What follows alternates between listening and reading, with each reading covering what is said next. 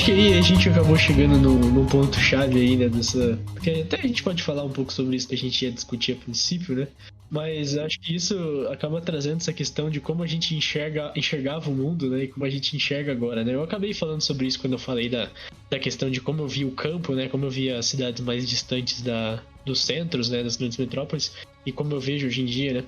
E muita coisa muda nesse processo, né? E a música é muito boa nesse sentido, como a gente já comentou também. Você comentou oportunamente sobre como algumas músicas têm o poder de fazer você refletir e falar, putz, agora é a hora, né? Mas, querendo ou não, é uma transição muito dolorosa, né? Que nem hoje, agora a gente tava falando dessa questão dessa música ser sobre LCD, né? e, e claro, agora a gente zoa muito com essas coisas, né? A gente interpreta, mas supondo em um outro contexto, onde você gosta muito de uma coisa, mas você vê ela com olhos mais romantizados, você vê aquilo bonitinho, conto de fadas, e aí você descobre como a vida é de verdade, né? É bem doloroso, né? Machuca bastante, né? Você passar por isso e desconstruir tudo aquilo que você tinha construído, né, com a sua juventude, com a sua infância, e aí daqui a pouco você chega numa fase ali que você vê que o mundo não é bem assim, que as coisas não são tão encantadas assim, né, e nossa, é muito interessante como a gente cresce e ao mesmo tempo isso machuca.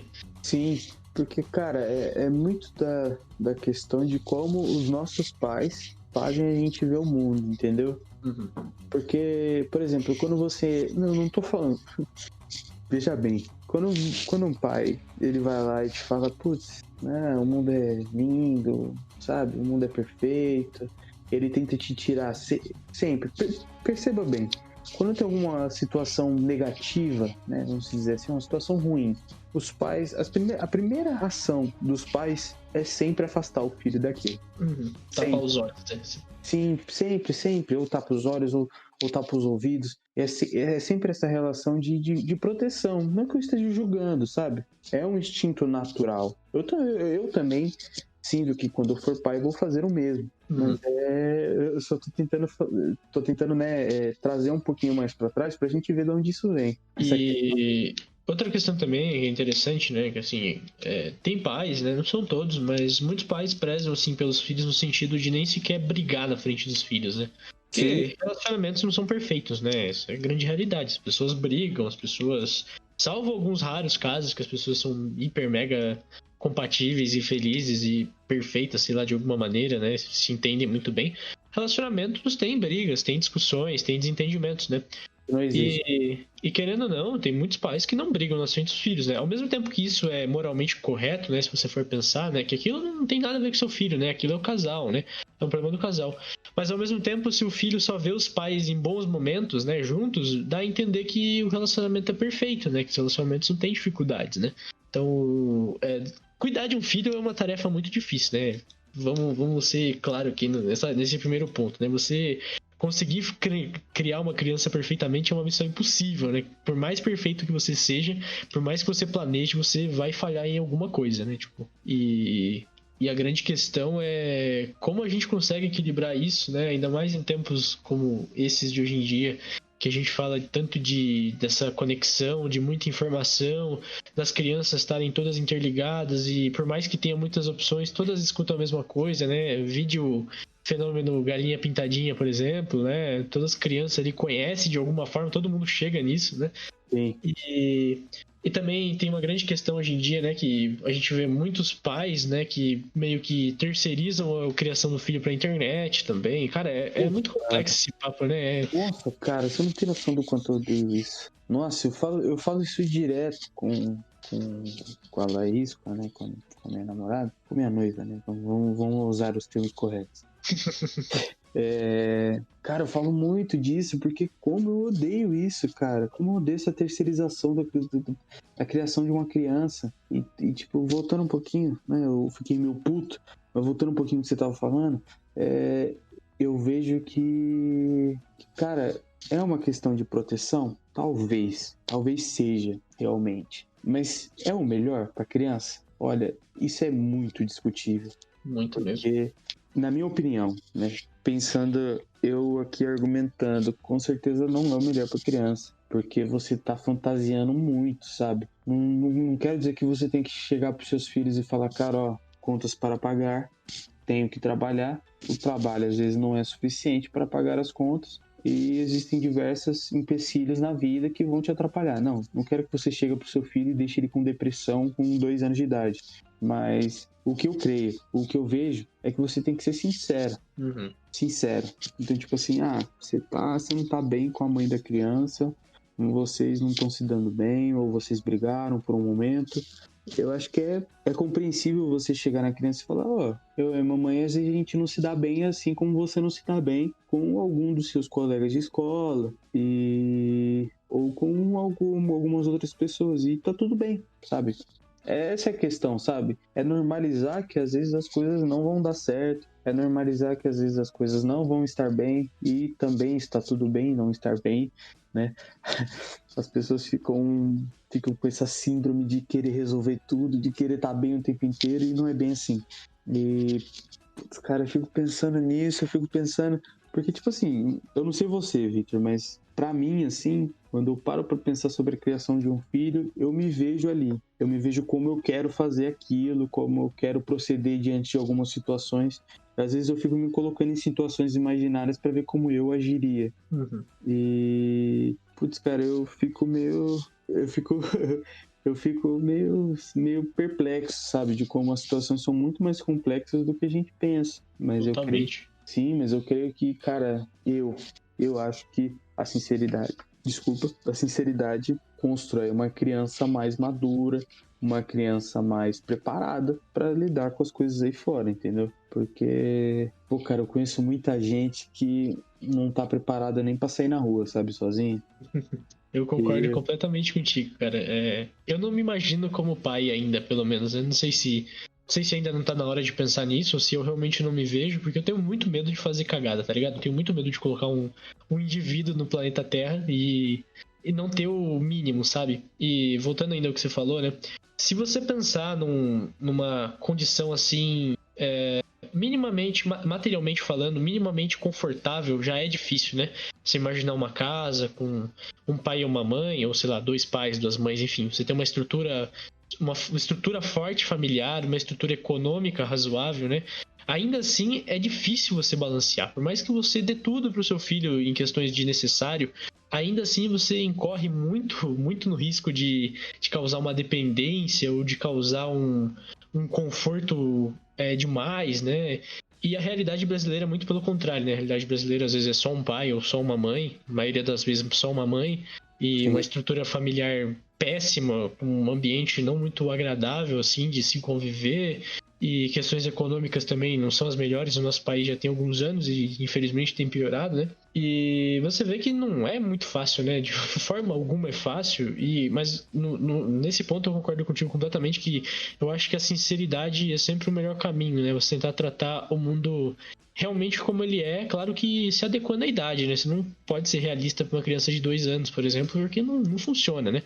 Até eu vi uma matéria esses dias falando do próprio coronavírus, né? Falando como você explica para uma criança, né?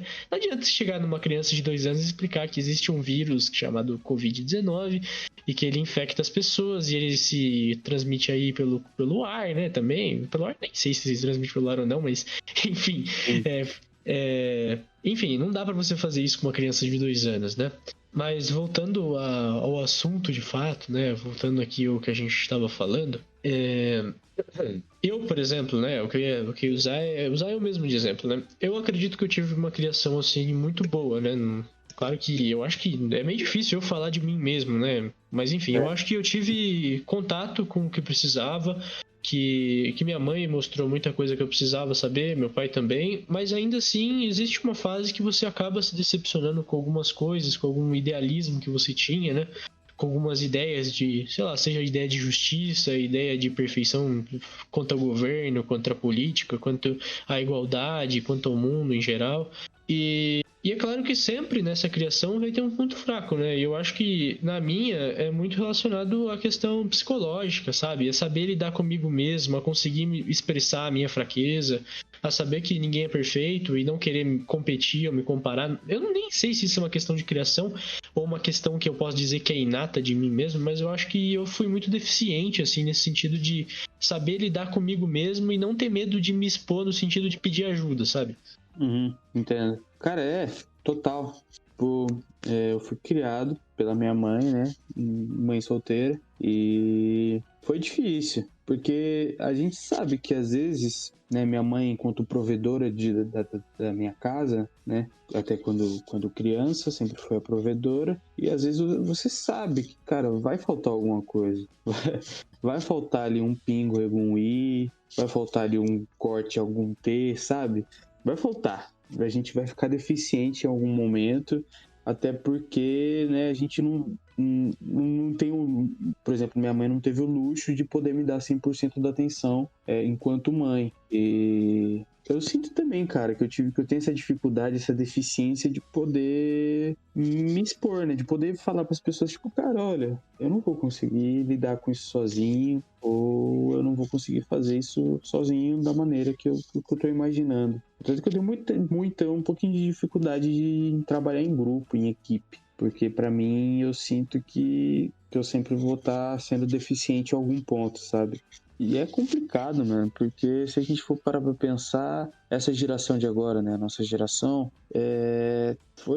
se criou uma geração muito, muito sensível, né? Muito frágil, vamos dizer assim, né? Não sei, cara. Eu sinto que faltou alguma coisa, sabe? Nesse ponto, assim, né, falando, eu acho que até essa questão que a gente comentou, né, de saber demonstrar o que consegue, não consegue, não ter medo de não conseguir, sabe, não ter medo de demonstrar isso, não é só uma questão dos pais, provavelmente dito, mas uma questão, acho que, da geração como um todo, né, pelo menos eu sinto essa questão de um pouco, claro que tem pessoas que têm muito mais facilidade, né, mas outras tantas, o que eu conheço tem muita dificuldade, e não só essa geração, né, eu acho que até se eu pegar como exemplo meu próprio pai, né, por exemplo, e toda essa questão dele ter vindo do interior também, de ter tido uma infância difícil, a questão de se expressar, de colocar os sentimentos, não é uma coisa que é antiga, já é uma coisa que na realidade é muito nova, essa questão do homem poder se mostrar como não o fortão, como o indestrutível, o inderrubável, mas poder mostrar sua fragilidade é uma questão muito nova ainda pra gente, né? E eu acho que a gente é uma geração muito de transição nesse sentido, né? Eu acredito que nós vamos ensinar os nossos filhos muito melhor a lidar com essas coisas, a não ter medo de lidar com essas coisas, do que os nossos pais ou avós poderiam, né?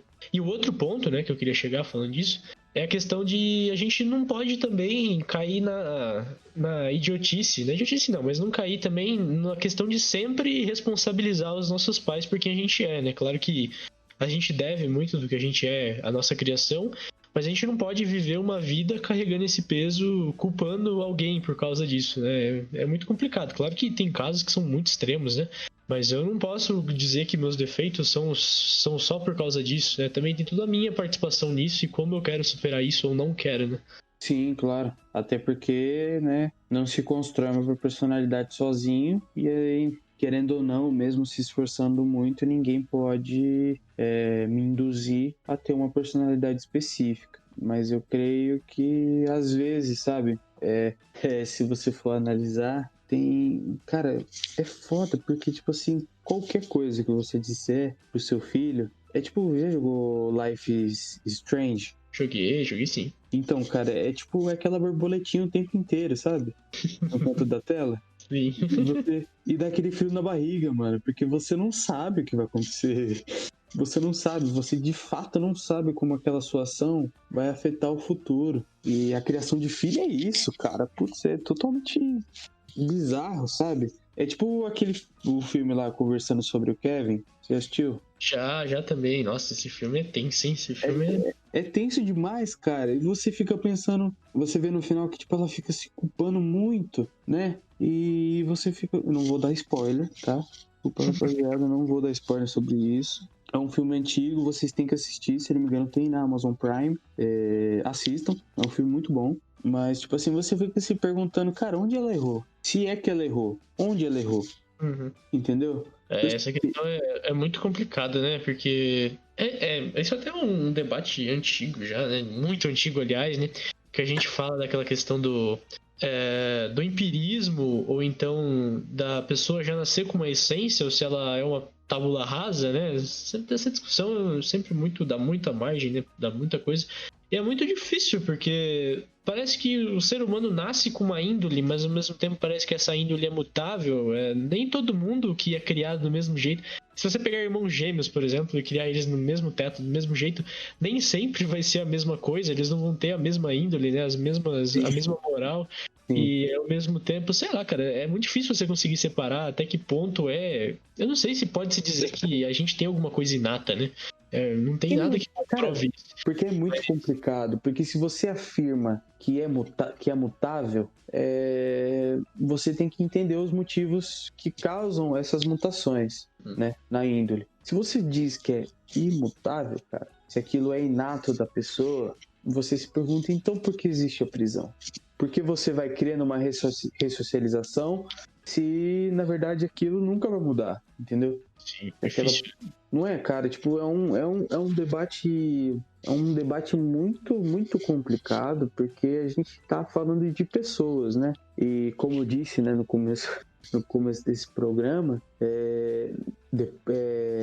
nós somos os seres mais complicados que existem, né? Depois vem os gatos, mas nós somos os seres mais complicados que existem.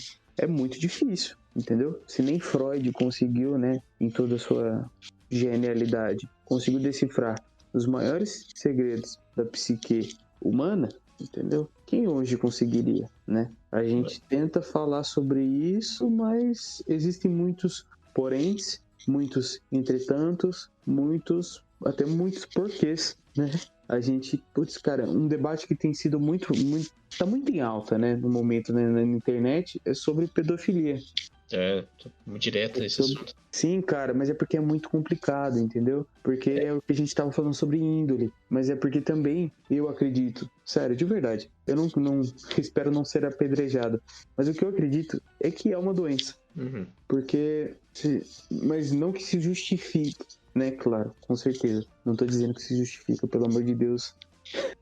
Né? Tentem me entender. Mas é porque não é normal, entendeu? E aí a gente entra em outro debate do que é a normalidade. Mas, sendo bem claro, a normalidade é aquilo que não foge dentro dos parâmetros normais. Por exemplo, existem algumas certezas biológicas que a gente tem na vida, né? Que a gente tem que nascer, se desenvolver, copular e morrer. E é isso. São algumas certezas biológicas que a gente tem na vida. E tudo que foge dessa normalidade, cara, pra mim, pode ser muito bem considerado uma doença. O cara tá querendo que uma pessoa, que um ser que ainda está no estado de desenvolvimento, pule um estágio, né? Pra meio que, entre aspas, acompanhar ele. Isso foge da normalidade, dessa normalidade biológica que segue esses 4 passos básicos que, pra mim, são essenciais na vida, né? Porque da perspectiva biológica, realmente não faz sentido, porque uma espécie quer perpetuar a raça e para perpetuar, por óbvio, você precisa desenvolver indivíduos na maior qualidade, né, na maior perfeição possível, né? E sim, com certeza você gerar um indivíduo a partir de um ser que ainda não está desenvolvido, não está apto para reprodução, né? Apto, que eu digo, não está num momento bom para isso, né? No momento que é realmente propício à reprodução, não faz muito sentido biologicamente. E eu concordo plenamente contigo, aliás, quem me conhece, assim, vê meus posicionamentos, não sabe que não teria como ser diferente. Como você disse, importantemente, né? Não que uma coisa justifique a outra. Não estou dizendo que por ser uma doença, que isso não é um crime, que eu acho que tem que deixar. O que eu quero dizer é que as questões que levam até esse momento, até acontecer isso, né? Até de fato alguém expressar, alguém cometer um crime desse, são de ordem psicológica e provavelmente relacionado a algum trauma, alguma coisa assim muito... Ou até uma anomalia já de nascença, alguma coisa que estava ali presente com o indivíduo e foi se desenvolvendo e passou despercebido numa atenção médica, numa atenção dos próprios pais, dos amigos ou quem conviveu com essa pessoa, né? Aliás, infelizmente, na nossa sociedade, ultimamente, a gente tem visto muito essa questão de meio que um abandono, assim, né? Não só por parte dos pais, mas por parte do Estado, meio que um descaso com as pessoas em geral, né? Aliás, eu até pensei em 2 exemplos aqui, né? Mal comparando, né? Porque eu não gosto muito de, quando falar de sistemas, falar basicamente de fantasia, né? Mas eu pensei muito no filme do Coringa, por exemplo, né?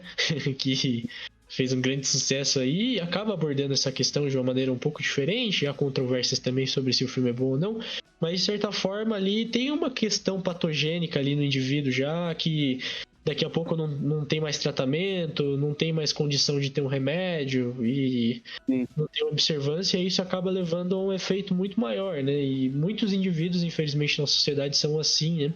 E muita coisa acontece de ruim na sociedade por causa dessa falta de acompanhamento. E tem, eu não sei até que ponto eu posso dizer que alguém é mau caráter de verdade ou não, mas eu acho que muita coisa dava pra ser evitada se tivesse uma atenção maior de ordem psicológica mesmo, né? Sim. Pô, cara, porque vamos ser sinceros, vamos ser realistas. Existem 7 bilhões de pessoas no mundo, né? É um pouco mais. Tá, tem mais, né? Eu não sei ao certo. Vamos pesquisar, cara. A internet tá aí pra isso. Quantas pessoas tem no mundo? Segundo o Átila, tem entre 10 e 9 bilhões. É uma perspectiva boa. Tem 7,6 bilhões de pessoas no mundo. E nenhuma é igual a você. Nenhuma, cara. Se você... Cara, eu te desafio, Vitinho. Eu te desafio, te proponho um desafio aqui agora. Você tentar achar uma pessoa igual a você. Impossível, cara. Impossível. Eu acho que é isso que torna a psicologia, a psiquiatria e a psicanálise tão difícil. Que é você tentar entender essa... Como eu posso dizer? Essa peculiaridade de cada pessoa. De cada um, sabe? É difícil ainda mais, né, no que você tava falando de falta de apoio, cara, principalmente para os pedófilos, né? Eu não tô querendo proteger eles de forma alguma, mas não tem ninguém tentando entender, sabe? Esse lado patogênico, né? Vamos dizer assim, dessa situação. Não tem ninguém tentando entender, cara. Vou ser muito sincero com você. Existem muitos psiquiatras, muitas pessoas que não estão nem aí pra isso, entendeu? E são muito a favor do discurso de tem que matar, entendeu? E tipo, cara, e se a gente pudesse de alguma forma ajudar essas pessoas e elas pararem de ser assim? Não seria muito mais ideal do que simplesmente falar essa pessoa tem que morrer? E tem outro ponto aí também, né, que... por exemplo, você pode matar todo pedófilo que cometeu o ato propriamente dito, né?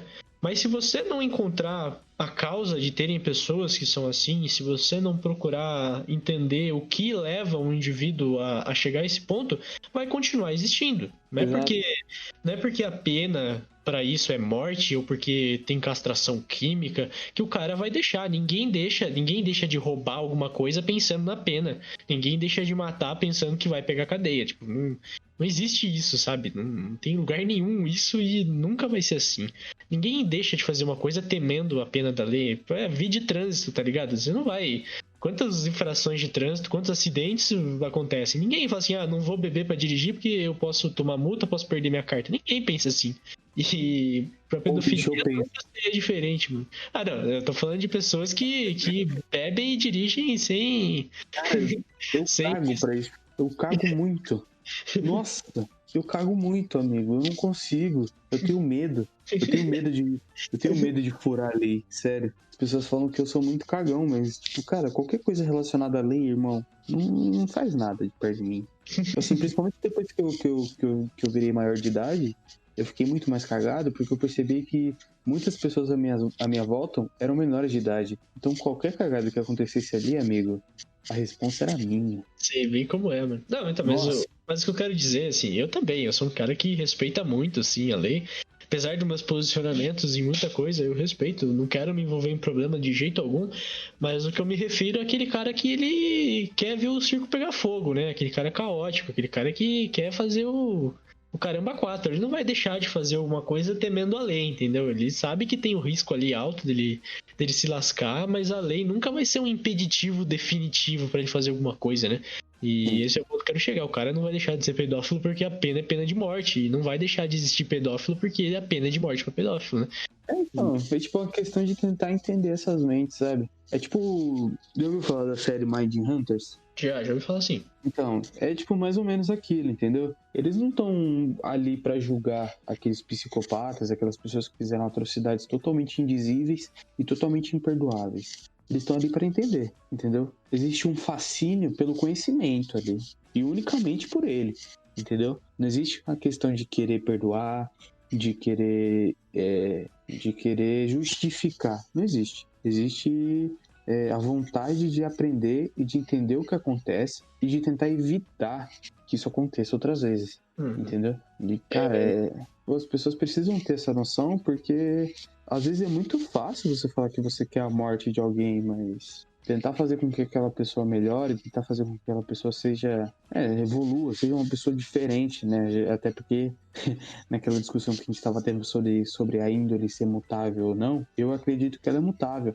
Ela é mutável a todo instante na nossa vida, né? Porque a gente vai mudando aquilo que a gente acredita de acordo com as nossas vontades e de acordo com o que a gente quer, né? Vamos ser sinceros, né? Algo pode ser errado até ontem, até que eu precise fazer aquilo que eu achava errado. Aí eu vou tentar, né, maquiar aquilo, torcer até que se torne algo justificável. Quer um exemplo bom, um exemplo ótimo pra isso? Vamos supor que você reprove, sei lá, 7 vezes pra tirar sua carta, tá ligado? Você vai dizer que o quebra é errado, mano? Não. Você nem precisa reprovar 7 vezes. Você reprovou uma já, suficiente, tá ligado? Você fala, puta, mano, eu não quero ficar sem carta, eu quero minha carta. Você não vai considerar mais errado, tá ligado? Aquilo ali. Sabe qual é a questão? É errado, mas eu acho que eu mereço dirigir, entendeu? Sim, aí você vai culpar todo mundo. Exatamente. Você vai culpar o avaliador, você vai culpar a escola, você vai culpar a autoescola, vai culpar o carro, vai culpar todo mundo, cara. Menos você mesmo. Isso é foda. Mas é isso, eu acho que nessa questão, nesse ponto, é muito importante a gente tentar entender, né? Viver nesse desconhecido aí, como o Belchior disse, né? Tenho medo, né? Tenho medo de tudo, né? De entrar nesse avião. Esse avião vai pra onde? Esse avião tá indo pra algum lugar, cara. Você vai descobrir quando ele chegar. E é importante a gente não ter medo do desconhecido, né? Fazendo um link, assim, com tudo que a gente falou, né? De problemas mentais, de juventude, dessa era de informação, de muita coisa acontecendo, de medo, de estar no meio da multidão sozinho e não ter uma estrutura familiar boa, né? Quando você começou a falar sobre essas questões, eu pensei imediatamente disso, que é um assunto que eu não gosto de falar, é uma coisa que é muito presente pra gente, que é de Suzano, né? E eu não gosto de falar disso, falei muito pouco, até porque a gente viu que foi abordado de uma maneira totalmente errada, mas o infeliz acontecimento em Suzano, né, no ano passado, entendeu do que eu tô me referindo? Deu pra chegar? Deu pra entender. É uma grande questão de psique, de problema. Não é uma coisa que tem... Eu não consigo enxergar isso como uma situação que poderia acontecer com uma pessoa normal, propriamente dito, poderia fazer, sabe? Eu não consigo ver isso como uma coisa que não sei, cara. Até agora, pra falar, é uma coisa difícil, apesar de ter passado tanto tempo. E mesmo eu não tendo ninguém próximo do olho do furacão, né? Mas... Foi um bagulho que tocou total, né, mano? Ainda assim, cara, é uma peculiaridade o indivíduo que chegou a esse ponto, sabe? Todas as escolhas, todos os momentos, todas as coisas que passaram e aconteceram na vida dele para chegar nesse momento, e todo o descaso também que, querendo ou não, existe, né? Porque pro cara ter acesso a um armamento, pro cara conseguir fazer isso, ter todo esse sangue frio, ter toda essa questão. Depois apareceu na TV até uma provável mãe de um dos rapazes, né? Que usuária de drogas também na rua, né? Até foi muito feio o jeito que abordaram essa mulher, o jeito que abordaram toda a situação, que ilustraram o passo a passo ao vivo, né? Cara, sinceramente eu odeio falar sobre isso, mas estou falando porque eu acho que é realmente importante. Sim, total, cara, total. Concordo com você. É totalmente importante a gente falar sobre isso. É importante a gente entender que existe um outro lado da moeda, e esse lado precisa ser entendido para que as coisas não... para que a moeda não caia de novo desse lado, entendeu? E o ponto que eu quero chegar, cara, é que, sei lá, mano, a gente tem evoluído tanto, assim, né, na questão de tecnologia, as relações têm ficado cada vez mais rápidas, as relações cada vez mais digitais e, de certa forma, eu até esqueci a palavra, mas é uma coisa que não é mais tão profunda, uma coisa superficial, né? pra não cair naquela coisa de jovem, né? De falar de Bauman, né? De falar de sociedade Eu tava líquida. pensando nisso agora. Eu falei, ele tá querendo falar essa palavra. Eu não quero falar isso, tá ligado? Porque realmente eu evito, mas enfim, o que eu quero dizer é que é tudo tão superficial, né? Tudo ali tão rápido e superficial, e a gente não dá importância pra uma série de pequenas coisas humanas, e tudo aquilo que acaba sendo desprezado no dia a dia por causa da correria, por causa desses sonhos, por causa de estudar e faculdade, ser alguém materialmente falando. E, cara, tudo acontecendo tão rápido e isso dá espaço para uma sociedade onde esse tipo de coisa pode acontecer e repetir, e acabar repetindo sem a gente mudar nada, sabe? Sem a gente querer entender, querer mudar alguma coisa. Tipo, esse evento foi muito impactante para mim, para muita gente usando, principalmente aqueles que estiveram mais próximo ali do olho do furacão, né? Como eu já usei essa expressão antes. E ainda assim a gente não viu mudança, cara. Tipo, eu pelo menos não senti mudança. Parece que esqueceu, tá ligado? Parece que foi embora. Parece que é isso. Foi um evento que teve sua importância, mas a gente continua porque foi um ponto fora da curva que nunca vai voltar a acontecer, saca? Sim. É foda. E acaba convergindo pro assunto de juventude que a gente tava falando mais cedo, né? De que pra onde nossa juventude vai, né? Tendo sua criação terceirizada por influencers, por youtubers e conteúdo digital, e tendo acesso a conteúdo impróprio antes da idade, enfim. Porra, nossa, a internet é um poço sem fundo. Que Jesus. Nossa, e falando sobre influencer, cara, eu queria deixar aqui minha nota de repúdio. Jesus, cara, eu fiquei extremamente puto quando eu vi aquele vídeo daquela influencer falando que parou de usar pasta de dente, cara. Eu não vi isso aí, não. Amigo, só que os motivos são simplesmente horripilantes. Sabe o que ela falou, cara? Ela disse que a pasta de dente... Eu vou até falar pausadamente, porque, cara, eu tô com vontade de rir, mas eu tô com muita raiva. Ela falou que a pasta de dente calcifica a glândula pineal. What? Sim, cara, foi essa a reação que eu tive. Como alguém fala isso, cara? Na internet, cara. Como a pessoa fala isso na internet, cara? E o pior é ver o público que às vezes é majoritariamente infantil, né? E... cara, esses tempos de desinformação, de fake news e todo esse conteúdo... Que assim, tem muita coisa boa na internet, é um fato. Mas que tem coisa ruim, que tem coisa da mais baixa possível, tem, cara. Tem muito, mano. Isso, nossa... Sim.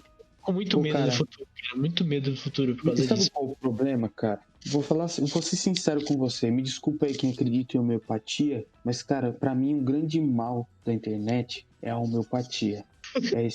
São esses sites, esses blogs, tipo Minha Vida, Tua Saúde, esses blogs. Você conhece, você sabe do que eu tô falando, ouvinte. São esses blogs, cara. Mano, agora eu vou ser obrigado a contar uma história pra você, mano. Não, conta, por favor, porque, tipo, cara, vou terminar a nota de repúdio. A homeopatia não me salvou da depressão, cara. Não, cara, foi a homeopatia. Eu vou te dizer, mano. Eu sempre tive um quadro alérgico desde pequeno, né? Desde que eu nasci já tenho problemas de pele relacionados à dermatite atópica e problemas de bronquite e rinite, né? Todos relacionados ao quadro alérgico, geralmente atrelados à mudança de humor, de temperatura e algumas substâncias também da alimentação, enfim. Eu tratei muitos anos, quando eu era pequeno ainda, um tratamento imunoterapêutico convencional, né? Que é tomar vacina, criar anticorpos, esse tipo de coisa. Em determinado tempo a gente encheu o saco, né? Porque não dava resultado, e anos e mais anos fazendo tratamento e não dava resultado, continuava tendo crises de asma, minha pele não melhorava. Resolvi fazer homeopatia, cara. Fiz 4 anos de homeopatia. Por incrível que pareça, cara, eu fiquei 4 anos sem ter crise asmática. Mas calma aí, a história não acaba aí. Eu fiquei 4 anos sem ter crise asmática, mas nos 2 últimos anos que eu tava na homeopatia, minha pele ficou muito pior. Ou seja, não tinha mais problema da asma, mas minha pele era o inferno, assim, tipo, me coçava, descamava, eu não conseguia dormir, não conseguia comer, e o meu médico homeopata, ele era homeopata extremista, naturalista, ele era anti-vacina, primeiro ponto. Ele era contra qualquer tipo de substância química, ou seja, para ele shampoo e pasta de dente também não era uma coisa boa, alimentos industrializados nenhum, E outra coisa também é que minha pele ressecava muito, mas pra ele não podia usar hidratante, só podia usar óleos, porque hidratante também é substância química. Ou seja, eu vivi no inferno durante 2 anos cuidando da minha pele só com óleo de gergelim. E todo mundo sabe que óleo não serve pra hidratar a pele, óleo serve pra manter a oleosidade, não pra hidratar. Eu Sim. fiquei nisso aí por causa da asma. Minha asma melhorou muito, então eu acreditava, né? E ok, mas aí por causa da pele eu resolvi sair. Aliás, quando eu falei pro médico que eu ia sair da homeopatia, ele disse pra mim que se eu voltasse a tratar com alopatia, né, que eu voltasse a tratar com antialérgico convencional, provavelmente eu ia desenvolver diabetes ou câncer e ia morrer disso. Tipo, ele meio que me ameaçou, tá ligado? E foi aí que eu saí de vez. Porra, ele jogou uma mandinga em você. Pois é. E beleza, saí disso, aí depois eu comecei a pesquisar essa homeopatia. Hoje em dia eu tenho plena certeza que a homeopatia é placebo. Nossa, total. E outra coisa também que eu tenho muito medo, cara, é que quando eu ia nesse médico, tinham pessoas que iam lá se tratar de depressão, e tinham pessoas que iam se tratar de câncer, e tinham pessoas que iam se tratar de diabetes, cara. E o médico tirava todos os medicamentos alopáticos. Então, o diabético que fazia homeopatia não tomava insulina, mano. Mano, e aí? O cara que tem câncer que trata com homeopatia não faz quimioterapia, porque não pode, mano. E essas pessoas estão sujeitas à morte, mano. É isso, tá ligado? Nossa, e é totalmente uma irresponsabilidade, né, cara? Nossa, mano, dá muito medo, né, velho? Não, tipo, eu passo numa psicóloga, né, e ela tem muito esse lado, assim, homeopático, né? Não que ela seja totalmente extremista, ela fala, não, só o que resolve, não. Ela é uma pessoa que é bem aberta às mais diversas ideias, e apesar de não concordar com muitas, ela respeita muito. Aliás, um beijo, Eli, tá? Obrigado por cuidar tão bem de mim por 10 anos. E, tipo, eu fui, né? Eu fui atrás de um homeopata e, cara, foi, não sei, sabe? Sabe quando você sente que, putz, eu não sei, acho que um suco de laranja talvez adiantasse mais. Uhum. E eu acho que foi assim, né? Eu tive essa experiência tão horrível com a homeopatia, eu me senti tão enganado. Sério, cara, foi essa sensação que eu tive de estar sendo enganado. E que eu acho que eu fui muito cético, sabe? Eu fui muito cético naquela direção, que acabou que talvez, se eu tivesse ido com um pouquinho mais de esperança, tivesse tido algum efeito placebo. Uhum. Mas, tipo, era uma situação muito, não vou dizer que crítica, mas era uma situação muito difícil pra mim, né? Eu era uma criança e tava tentando lidar com depressão. Como é que se lida com isso, sabe? Como é que é? O que eu posso fazer? Como é que eu passo dessa fase? Tem algum código? Tem alguma coisa? Não tinha. E foi muito difícil. E eu tentei, né? Eu tava meio que desesperado. Minha mãe não queria que eu tomasse remédios, né? Como é que você falou mesmo? Eu esqueci a palavra. Alopáticos, isso? Alopáticos, isso. Ela queria tentar uma solução menos agressiva, né, ao organismo. Até porque a gente também aqui não tem que defender a indústria farmacêutica. Não estão pagando nada a você, né, Victor? Nada a esse podcast. Se um dia resolverem pagar também, eu vou ficar meio na dúvida se eu vou aceitar, sabe? Vender cloroquina no podcast é meio complicado. Se for Eno, a gente defende. Eno é legal. Eu gosto. Mano, assim, se eu tivesse um patrocínio dos meus remédios de asma, do meu remédio meu soro de nariz, né? Essas coisas aí, eu aceitava, mano, né? Receber aqui não é barato, entendeu? Eu tomo contínuo. Não é mesmo. Então, assim, aceitaria, mas ok, né? Vamos seguir aí. Então, aí eu acho que é isso, cara. Homeopatia é uma merda. Mano. Então, às vezes causam situações que você pensa, putz, cara, podia ser tão evitável, e tipo, existem certas situações, como você disse, cara, da pessoa com câncer indo tratar com ele, cara, pra mim isso é totalmente impensável. Sim, mano, e a grande questão aqui, né, no meu caso, né, que nem eu falei, eu tive uma melhora no meu quadro de asma.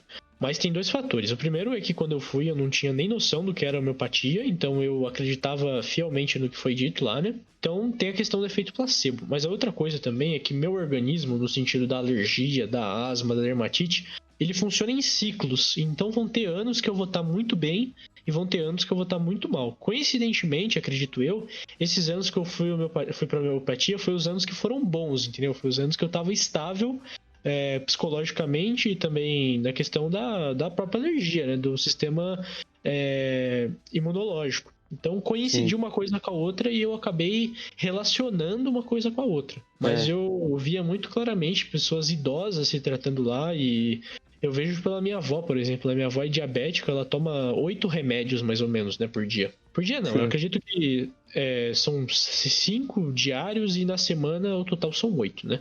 E, cara, você substituir isso tudo por aquelas bolinhas de açúcar com sei lá que diabo é aquilo? Óleos essenciais. Mano, assim, sinceramente, cara. É muito difícil, cara, porque foi exatamente isso. Você foi de encontro àquilo como uma pessoa totalmente leiga, né? Vamos dizer assim. Você não sabia nada. Totalmente. Você não sabia nada. E eu acho que, em grande parte, vamos dizer assim, não vou ser injusto com a homeopatia. Mas eu acredito que uns 60% de todo o efeito que aquilo gerou em você foi porque você não sabia o que era. Uhum. Eu tenho certeza que se você tivesse pesquisado antes, você não ia acreditar de forma alguma. Eu tenho certeza. Cara, assim, a homeopatia em si, hoje em dia eu não dou credibilidade alguma. Eu li alguns artigos científicos sobre que só confirmaram minha visão, né? Aqueles testes mais básicos, né, de separar 2 grupos ali de várias pessoas e metade da homeopatia, metade da água, os efeitos são iguais, né? Então, assim, isso já é mais que suficiente para provar que é placebo.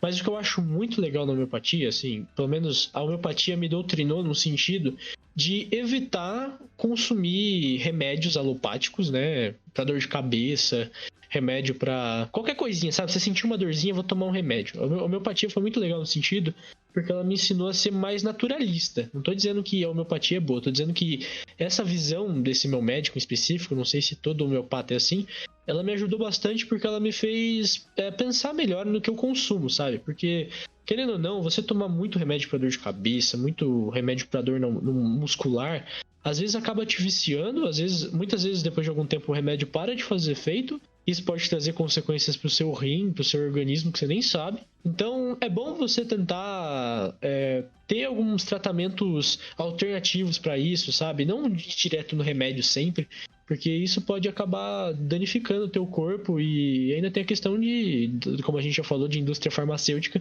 que por óbvio eles querem vender remédio, né? Então remédio para dor de cabeça. Eu nem sei por que existe propaganda para remédio para começo de conversa.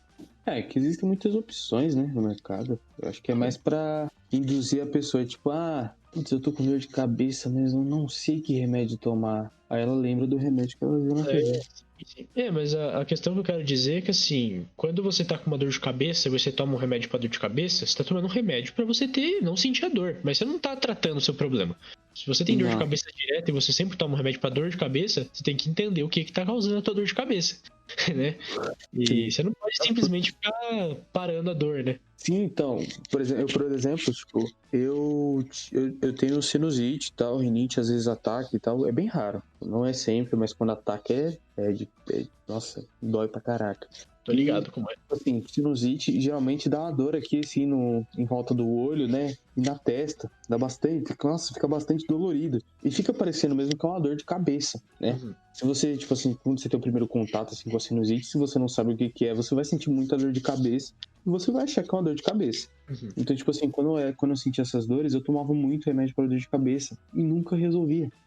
Então, tipo assim, às vezes é importante você entender de onde aquela dor vem, né? Tipo, eu, por exemplo, se eu soubesse que na verdade não era uma dor de cabeça em si uma sinusite, eu teria tomado um nimesulida, não um Dorflex.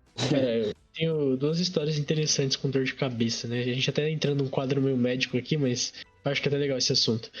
A primeira foi que, uma época da minha vida, lá pra 2013, eu tinha muita dor de cabeça, principalmente de segunda-feira à tarde, geralmente de segunda e terça-feira à tarde eu tinha muita dor de cabeça, não sei porquê, era sempre no mesmo horário. Sim. E eu fui descobrir, algum tempo depois, que o problema da minha dor de cabeça era a minha arcada dentária, tá ligado? Que o meu músculo daqui da mandíbula, ele é meio... Eu não sei qual seria o oposto de frouxo, né? Mas ele é muito tenso, essa é a palavra. Cara, a minha noiva tem isso. Então, tipo assim... A cirurgia que ela fez foi pra corrigir isso. Então, quando eu era bem menor, eu tinha bruxismo, né? Aquela questão de ranger os dentes. E aí eu não tive mais o bruxismo, mas ainda assim a minha mandíbula era muito tensa. Então, mesmo involuntariamente, eu tava sempre pressionando um dente contra o outro, sabe? Sim. E isso ia tensionando toda a região aqui da cabeça e causava essa dor, esse desconforto, tá ligado? E eu passei por uma reeducação mandibular, né? Usei um aparelho móvel e aí resolveu o meu problema. Cara, e deve ter sido- a outra situação também é que numa outra fase da minha vida, isso já em 2015, 2016, eu tinha dor de cabeça, eu tinha dor de cabeça assim 2 semanas seguidas, e aquela dor de cabeça que você dorme e não melhora, sabe? Que ela piora. E aí eu fui no médico, no otorrino, e era sinusite, tá ligado? Eu tinha formado uma espécie de uma bolha assim no meu, aqui no sino, né? Nesse osso aqui. E uma obstrução, nem sei a palavra disso, mas enfim, tinha uma bolha ali, eu fiz um raio-x e mostrou que tava tudo inflamado ali, tá ligado? Não tava saindo aquela, nem sei dizer direito, mas era pra ter tipo um corrimento ali, era pra ter como assoar aquilo, né, ter como colocar pra fora, mas tava acumulando ali, causando a sinusite, né? E foram duas experiências horríveis com dor de cabeça, mas que, imagina se eu fico tomando só remédio pra dor, né? Cara, nunca ia passar. É incrível isso. Ô, cara, e falando, né, já que você falou de bruxismo, você já dormiu do lado de uma pessoa que tem bruxismo? Nunca me aconteceu, cara. Cara, é uma das experiências horríveis. É uma experiência muito ruim, porque, tá ligado? The Last of Us, né? Uhum, sim, Sabe os instaladores, né? sim. A pessoa faz mais ou menos aquele barulho de um instalador, cara. É um barulhão mesmo. Cara, dá um medo, velho. E, tipo, a pessoa, às vezes, ela para, às vezes ela faz, assim, por um longo tempo. É muito estranho, cara. Nossa, é horrível. Desculpa, foi só um devaneio. Não, mas é Agora. mesmo, mano. Bruxismo é um negócio bizarro. Aliás, o nome já é já é bizarro o suficiente, né? Bruxismos, hereges. Cara, foda. Cara, eu Esse na minha bagulho- vida já passei por muitas experiências médicas, cara. Eu já tentei de tudo por causa da alergia, mano. Tudo mesmo que você pode pensar, eu já tentei, velho. Imagina. Dá um certo desespero, né? Você meio que... Agora, a minha avó veio com as ideias de placas radiônicas, tá ligado? E eu não tô nem aí, mano. Vamos ver se dá certo esse negócio aí, mano. Um negócio disso. Eu já sei de como eu falar disso. É umas placas indianas, tá ligado? Que elas trabalham com vibrações e energias. Aí, tipo, tem placa pra Eu tudo. nunca ouvi falar disso. Pois é, mano. Eu vou É até esoterismo, tá ligado? Placas. Caraca, radiônica. A mesma galera que trabalha com reiki, que trabalha com essas coisas mais indianas assim, receita essas placas também. É tipo uma placa que você carrega contigo. Tem placa pra atrair dinheiro, tem placa pra atrair saúde, tem tipo um monte de coisa assim, tá ligado? É engraçado, porque se você vê os relatos aí, depoimentos, a galera, tipo, mano, sei lá, velho, 100% deu certo, tá ligado? Eu falo assim, mano, eu não sei se eu acredito, mas se der certo, mano, eu vou tentar, velho. Vou tentar porque vai que dá certo, mano, tanto faz. Bicho. Mano, eu faço qualquer coisa, mano. Fazer. Qual que é o nome daquele negócio? Relacionado à igreja? Esqueci que você faz uns passo a passo muito louco lá. Amarração. Não é amarração, qual que é o nome disso? Esqueci. Ritual? Não é ritual, tem um outro nome. Simpatia, cara. Fazer simpatia, fazer uns negócios assim. O que der, Cara, mano. nossa, isso é totalmente esoterismo, cara, mas vai na fé. Se der certo, deu, mano. Importante. Mano, Você importante. tem uma ideia, mano? Esse negócio de simpatia, né? Teve uma que deu certo quando eu era pequeno. Que eu tinha uma sinusite meio atacada quando eu era pequeno, né? Uma sinusite meio forte. E alguém falou pra minha mãe que se colocasse embaixo da minha cama uma caixa de sapato com uma tartaruga, né? Uma tartaruga, no caso, um cágado, melhorava a sinusite. Minha mãe arrumou um cágado e ela colocava na caixinha embaixo da minha cama, mano. E deu Nossa, certo. cara, que loucura. Isso me lembrou do filme do Guilherme Del Toro, Labirinto do Fauno. Na verdade não é cágado, é jabuti, falei errado. Cágado jabuti. menorzinho, jabuti é o maiorzinho. Então, cara, me lembrou desse filme, porque no filme o Fauno fala pra ela porque o irmão dela tá muito doente. Ele fala pra ela colocar uma mandrágora, né, que é um gengibre, dentro de uma bacia com leite e pingar o sangue do irmão dela. Mano, é totalmente louco. Esses dias eu tava pesquisando uma simpatia pra dermatite, né? Aí eu achei, é o seguinte, tem que comprar uma telha, né? Telha virgem, assim, né? Tipo, novinha. Tem que quebrar a telha em 7 pedaços. Aí, 7 pedaços, ó, tem que ser 7 pedaços. Não sei como é que faz pra quebrar a telha em exatamente 7 pedaços, mas enfim. Você pega esses pedaços, você ferve esses pedaços com água e você toma banho com a água do tijolo fervido, cara. Meu Deus, cara, meu Deus. Caraca, bicho. Nossa, que bizarro. Bizarro, surreal. bizarro. Não, banho de erva eu até entendo, mas banho de tijolo? Meu amigo, como assim? É incompreensível essa simpatia, mano. Mas eu tô num ponto que qualquer coisa, mano, não faço pra ver, velho. Vai que dá certo, tá ligado? Eu queria saber de onde tiram isso, sério, de verdade. Sei lá, mano. Boa pergunta, cara. Boa pergunta mesmo. Quem inventou isso? Eu sei, essa do tijolo, da telha, eu fiquei meio assim mesmo, mano. Eu fiquei, telha, cara? Quebrar telha, mano? Que brisa, mas eu vou num lugar que vende telha, comprar uma telha pra quebrar ela em 7, ferver ela e tomar banho com a água. Isso, sabe o que me faz pensar? Tá ligado aquela sopa lá do... que eles tomam lá, acho que lá no norte, daquela folha que na verdade é venenosa e tem que ferver a folha por 7 dias? Não tenho certeza. Eu já ouvi falar disso, mas eu não me lembro o que é isso aí. Eu não lembro o nome também, mas tipo, me faz pensar nisso, porque tipo assim, só pode ser assim para as pessoas descobrirem essas coisas. Tem que ser muito na cara, né, velho? Alguém teve que fazer isso, tá ligado? Tipo assim, alguém foi lá, quebrou uma telha em 7 pedaços, exatos, 7 pedaços, ferveu e tomou banho disso. Minha avó tava falando esses dias que tem um negócio pra diabética, assim, que quando você corta a bananeira, né, a folha dela, lá no centro da bananeira tem uma espécie de um... Eu não sei explicar muito bem, mas tem um negócio lá que dentro dele fica uma água. E segundo essa simpatia aí, essa água, se você beber, é o melhor remédio que tem pra diabetes, mano. Deus. E ela tomou pra... Não, ela não tomou, mas ela ouviu falar e eu aposto que ela tomaria se tivesse a oportunidade. Mas assim, mano, da onde veio essa ideia de que, velho, tem uma água dentro da bananeira e eu vou tomar essa água e, sei lá, mano, umas coisas assim que não tem sentido. Bizarro, cara, bizarro. Aliás, se você for pensar em todas as ervas que a gente conhece hoje em dia, né, que tem efeitos, sei lá, anti-inflamatórios, que são de certa forma ansiolíticos, né? Sei lá, tem um monte, mano. Tem cipó cruz, picão branco, camomila, erva doce, erva cidreira, hortelã. Vai fundo, aí tem um monte. Como que as pessoas descobriram que isso tem propriedade medicinal, né, velho? Isso, claro que é muitos anos de tentativa e erro, mas, cara, eu imagino o trabalho pra você ver um negócio no chão e você falar, puta, isso aqui, ó, isso aqui é bom pra tal coisa.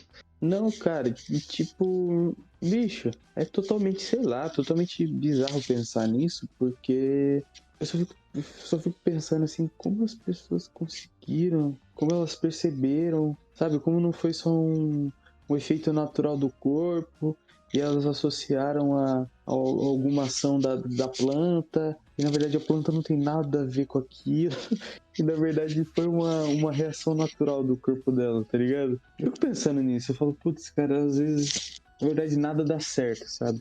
Todo e qualquer remédio que a gente tomar, na verdade, é só a sensação de... Porque, tipo, eu fui inserir um novo remédio, eu vou dar um exemplo aqui do que eu tô dizendo. Eu fui começar a tomar um novo remédio. Chama cloridrato de bupropiona. Depois você pesquisa. Cara, na bula desse remédio tá escrito assim, né? Na bula tem escrito, para que serve esse remédio, como esse remédio funciona. E eu juro por Deus, na bula do remédio, quando tem lá a seção como funciona, eles explicam exatamente assim. Não se sabe ao certo como remédio. Falando sério, não se sabe ao certo como esse remédio reage aos neurotransmissores do cérebro.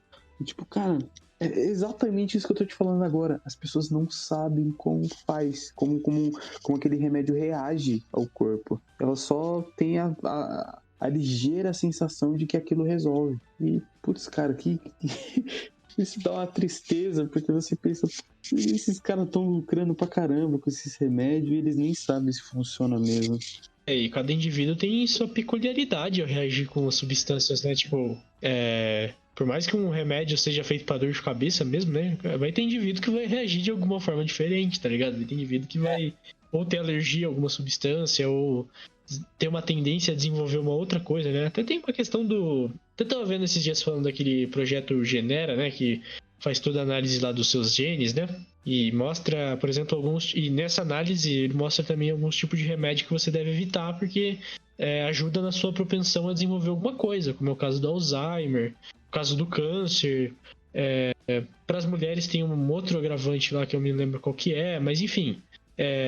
você vê, né, que se, por exemplo, esses testes de genes, né, esse estudo aí mais aprofundado dos genes humanos, ainda é muito complicado, ainda é muito caro, né? Ainda é bem inacessível. E Sim. ainda assim, tem um monte de coisa que dá pra descobrir a partir dele que a gente poderia evitar um agravo no futuro de alguma doença se as pessoas tivessem acesso, né? Tipo, quer dizer que a medicina é um negócio que tá sempre evoluindo, mas parece que não sai do lugar às vezes, tá ligado? É um bagulho que Não. Às vezes nem os caras sabem o que tá fazendo. eu sempre falo, cara, a medicina tá sempre evoluindo. Não é possível que os caras não acharam uma cura pra alergia ainda, mano. Não é possível, cara. Tem um monte de gente com alergia. O que mais tem alergia? Não tem um remédio certo pra alergia, mano? Tem uma coisa pra curar a alergia? Não sei, cara. Eu vou falar igual esses com esse pessoal que gosta de teoria da conspiração. Meu, é porque a indústria farmacêutica ainda não é rentável para a indústria farmacêutica. Quando for rentável, eles vão fazer. Esse pessoal é muito ingênuo, né, cara? Eles acreditam que, meu Deus, esse pessoal é um monte de gente inteligente. Não, cara, eles também não sabem o que estão fazendo. Ali é por tentativa e erro também, velho. Tipo, o pessoal fantasia muito, como se os caras fossem uma raça superior que na verdade tá controlando a gente e eles só querem lucrar com a gente. É, exatamente, cara. Tem um monte de coisa assim, né? Claro que esses negócios de farmácia, eu não sei, cara. Não sei não. Eu não sei se. Eu acho que realmente não existe medicamento pra alergia.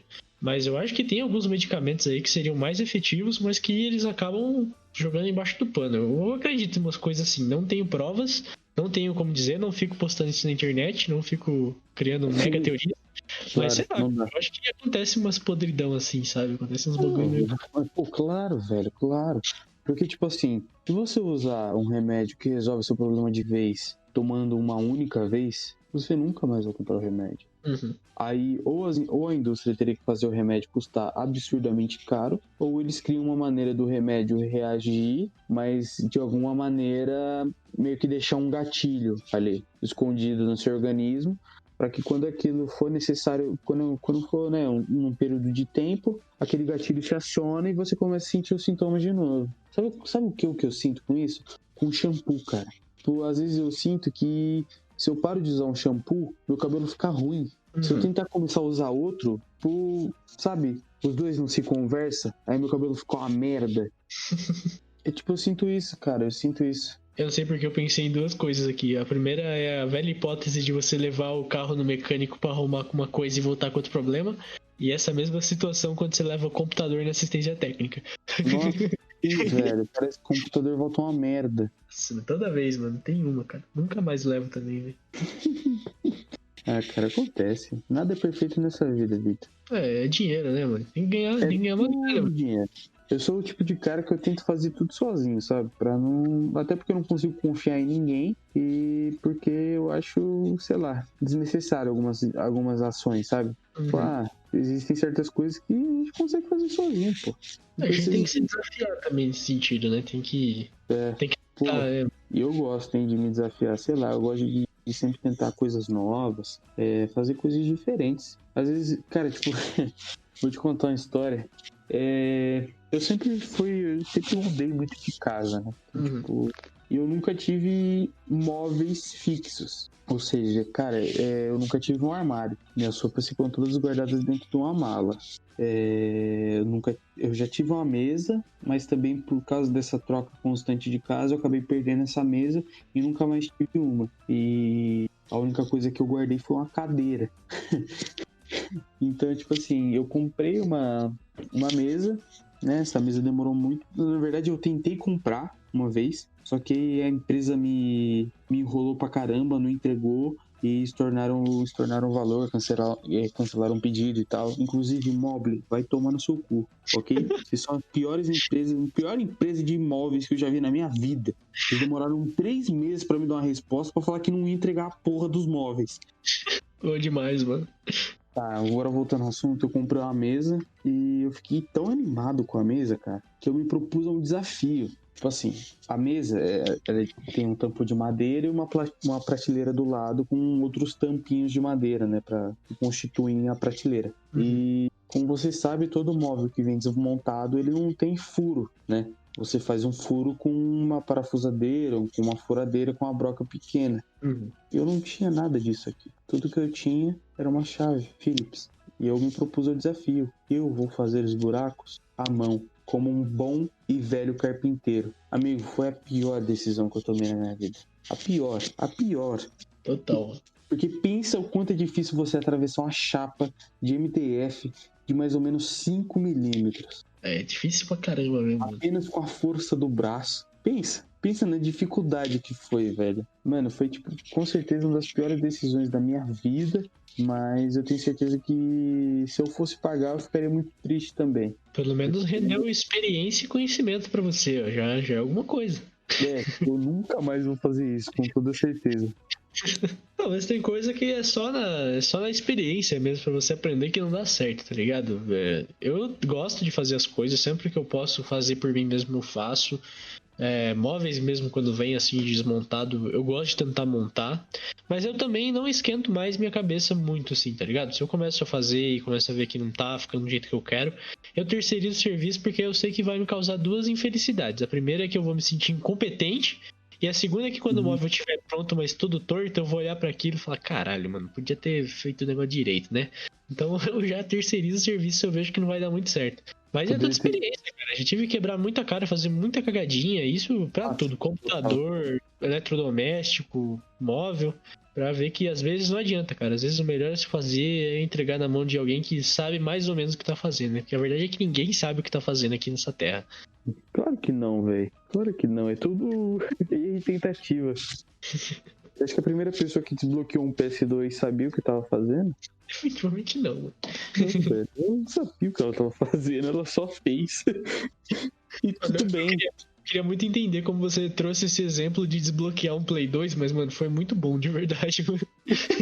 Eu não sei, também surgiu na minha cabeça aqui. Acho que porque uma vez acho que eu já tentei abrir um videogame meu e isso fudeu com tudo. Foi um Xbox 360, eu tentei abrir ele, cara. E eu sem querer fudi com o HD e ele nunca mais pegou. Nossa, triste, né, cara? Nossa, foi muito triste porque foi tipo o primeiro videogame meu, sabe? Porque meus videogames sempre eram de outras pessoas, nunca eram meus. Eu sempre ganhava ele de outras pessoas. E aquele videogame era meu, tá ligado? Eu fiquei muito triste. Muito, muito triste mesmo. Mas é isso, cara. Eu gravei bastante nesse episódio, você pode perceber. Eu gravo geralmente 1 hora, mas eu deixei a conversa rolar porque tava muito suave, tava muito legal. E, tipo, às vezes eu até faço 2 partes desse podcast, que já deu 2 horas aqui, deu mais de 2 horas de gravação já. Então provavelmente eu vou fazer 2 partes desse aqui. Eu esqueci que tava gravando, na real. Mano, é legal. Então, eu gosto de fazer um podcast nesse esquema, tá ligado? De vai trocando uma ideia e vai indo, tipo... É legal fazer papo? É legal, mas é mais legal mesmo é quando a conversa rola, assim, e dá pra trocar um papo, assim, de boa. Ainda mais porque o fator interessante é que é a primeira vez que a gente tá conversando áudio mesmo, né? Assim, sim. Direto. Primeira conversa. E sei lá, cara, é uma sensação muito boa, porque parece que a gente já se conhece faz tempo, assim, de se encontrar e trocar uma ideia, tá ligado? Muito natural. Rolou uma sintonia aqui. Eu quero dizer, mano, fuck roteiristas. Foda-se vocês, meus amigos. Serve pra nada. Porra nenhuma. Chama eu, Vitinho, aqui. Eu vou deixar uma ideia aqui pro Quentin Tarantino. Chama a gente pra fazer o seu próximo show. Chegando aqui ao fim do programa, gostaria, como sempre, de agradecer ao meu ilustre convidado que dispôs aí de seu tempo tão precioso para trocar uma ideia tão maravilhosa e tão gostosa que nem foi hoje. Então eu queria agradecer a você, Gustavo, por hoje, né? Muito bom. Muito delicioso. Obrigado, cara, por ter me convidado. Você tá realizando um sonho meu. Na minha lista ali de afazeres, né? Eu queria participar de um podcast. E você tá realizando um sonho meu, cara. Muito obrigado pela oportunidade. Foi uma honra falar aqui com você. Falar com todos esses milhares de ouvintes que tem por aí pelo Brasil afora. Bilhões de ouvintes? Bilhões de ouvintes. Todos encarcerados, espero eu. Não saiam de casa, rapaziada. Fiquem em casa. É isso aí. Muito obrigado. Espero poder retornar aqui para poder falar sobre qualquer outra coisa. Nem que seja sobre rinha de galos. Delícia de papo. Eu tenho um conhecimento grande sobre rinha de galos, hein? Não desmereço meu conhecimento sobre rinha de galos. Aliás, um dia eu vou montar uma rinha de galo. Por isso que eu espero que você não esteja ouvindo isso. Eu vou montar um dia. Bom demais. Bom, a honra é toda minha e com certeza tá convidado a retornar. Aliás, em breve espero que você tenha seu podcast para eu ir lá também. Ah, claro. Projetos virão. Espero que dê tudo certo. Enfim. Com certeza. E é isso. E por fim, agradecer aos ouvintes, como sempre, aí, todo mundo que teve paciência para ouvir. E todo mundo que concorda e discorda, como sempre, eu gosto de dizer que podcast aqui é um espaço democrático, só que ao mesmo tempo monárquico, porque eu sou o dono. Então eu que decido, mas enfim, se quiser mandar uma crítica, uma sugestão, uma dúvida, quiser dizer mais alguma coisa ou fazer algum comentário sobre esse episódio, é muito bem-vindo. Aliás, todos os episódios aqui eu sempre gosto de ressaltar que estão suscetíveis a mudanças, né, a rebates e outros pontos de vista, porque isso que é da hora de ter um podcast sobre conversas, né? Quer ver várias opiniões diferentes e aprender um pouco mais com elas. Então é isso, agradeço a todos, peço como sempre compartilhamento, né? Que é o que falta nessa sociedade. Mentira, agradeço a todos que já compartilham e peço que continuem, e quanto mais melhor, é claro. E é isso, gente, um grande abraço a todos e até breve.